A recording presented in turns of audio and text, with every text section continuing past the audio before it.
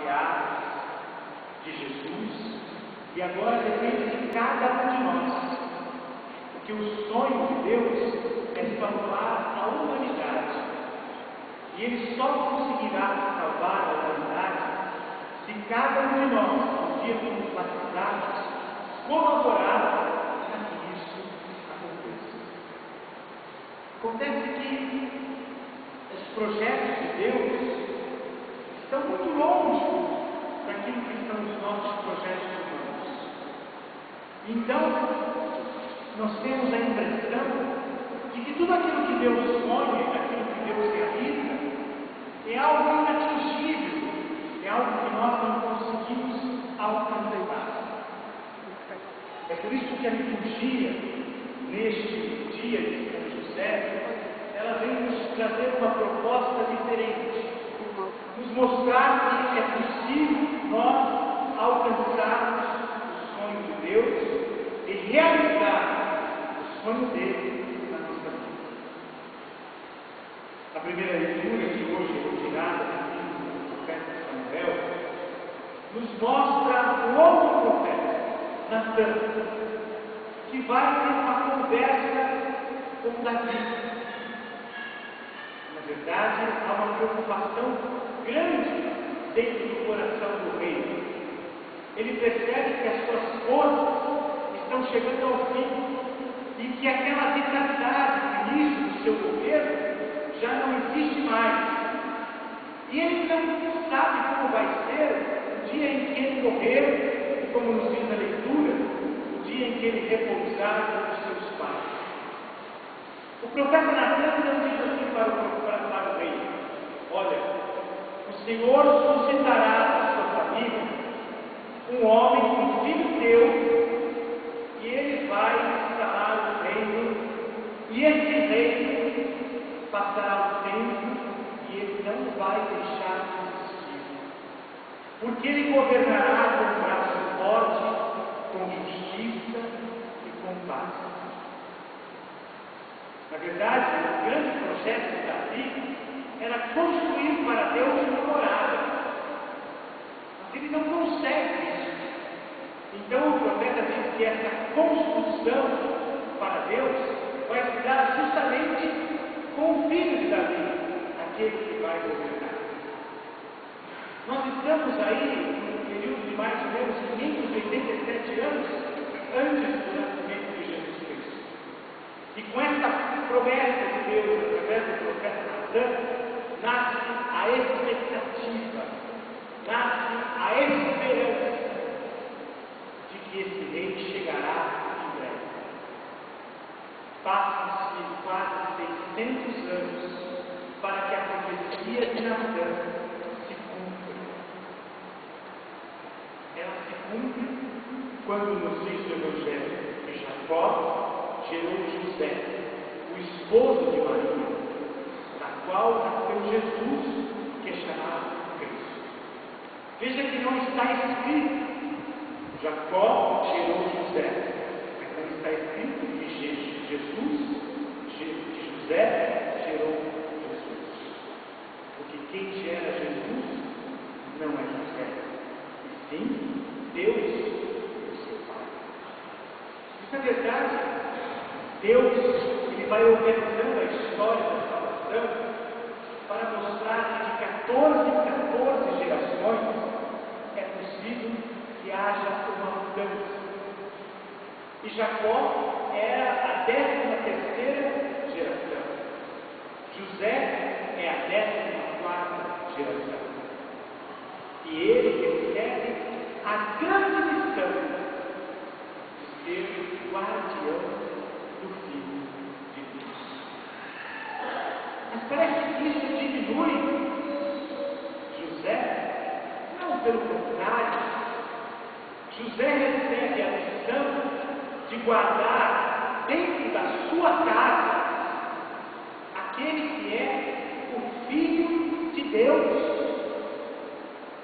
Vocês imaginam, dentro daquela casa simples e humilde, que provavelmente havia ali no fundo da sua casa, um pequeno barracãozinho, como nós chamamos hoje, onde José tinha numa mesa de marceneiro, de carpinteiro, algumas ferramentas. E ali, Jesus, quando criança, chamava José de pai.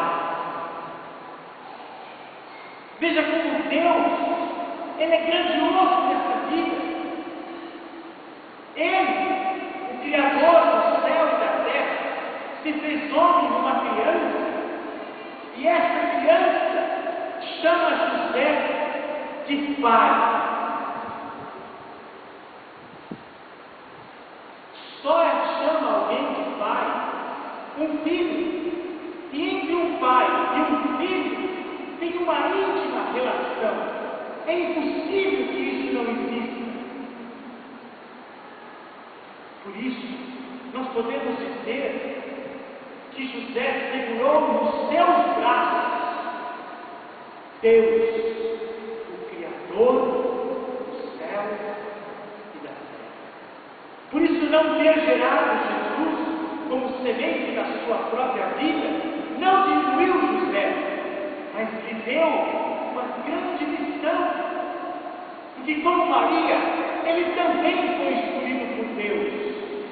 Assim como Maria tinha seus planos, ia se casar com José, já estava prometida, e durante este ano, entre a promessa e a realização da promessa de casamento, os dois, muitas vezes, devem ter se encontrado para planejar a sua vida familiar. Mas Deus